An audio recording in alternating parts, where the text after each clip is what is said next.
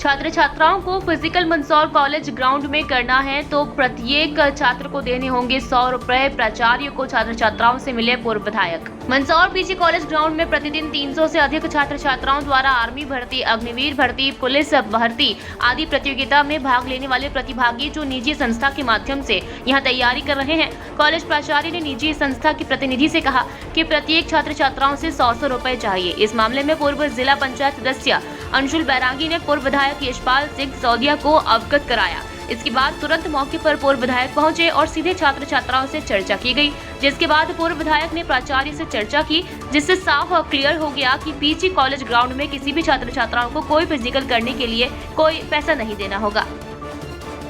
देखिए, शासकीय जो मैदान होते हैं वो सबके लिए होते हैं और शासकीय स्नातकोत्तर महाविद्यालय का जो क्रीड़ा प्रांगण है वो बहुत बड़ा है और यहाँ पर नियमित रूप से सुबह से लेकर शाम तक खिलाड़ी भी इसका उपयोग करते हैं और अन्य संस्था के लोग भी इसका उपयोग करते हैं। मुझे कल अंशुल बैरागी जी का फ़ोन आया कि मंदसौर के शासकीय स्नातकोत्तर महाविद्यालय के प्राचार्य जी ने जो विभिन्न अकेडमियाँ चलाते हैं, अकादमी चलती है जिसमें अग्निवीरों के लिए, पुलिस के लिए, एयरफोर्स के लिए, सेना के लिए, इनके लिए फिजिकल फिट करने के लिए वो एकेडमी काम करती है और वो उनके यूँ कहें कि उनके यहाँ पर वो उनके माध्यम से सीखने के लिए आते हैं, व्यायाम करने के लिए, एक्सरसाइज करने के लिए आते हैं, रनिंग करने के लिए आते हैं। प्राचार्य जी ने के मन मस्तिष्क में पता नहीं क्या ये बात आ गई कि चूंकि एकेडमी वाले इन बच्चों से फीस लेते हैं तो मैं भी इनसे फीस ले लूँ। ये गलतफहमी यहीं से पैदा हुई है।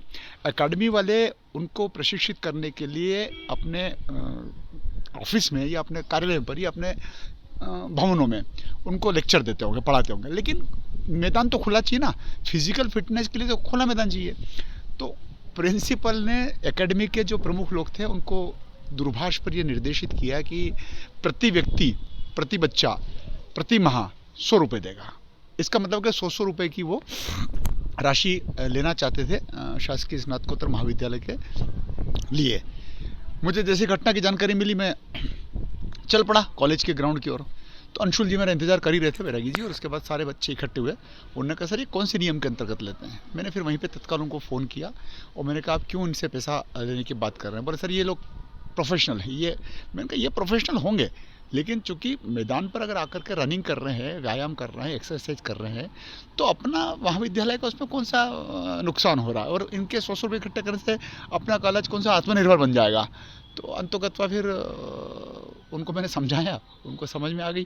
तो उन्होंने जो मौखिक रूप से जो निर्देश दिए थे उसको उन्होंने विड्रॉ कर लिया और इस प्रकार से सूचना प्राप्त होने के कारण से वे बच्चे असहज भी हो रहे थे। एकेडमी के संचालकों को भी सामने तलवार लटक करी थी। कम से कम 300-500 बच्चे आते हैं। अब 300-500 बच्चों को इस प्रकार से पैसे की वसूली करना मैं समझता हूँ कि उचित नहीं था। मैंने बहुत अच्छे से एकेडमी के जो संस्थापक है उनका पक्ष रखा, छात्र छात्राओं का भी पक्ष रखा और अंततः प्रिंसिपल सर को मेरी बात को मानना पड़ा।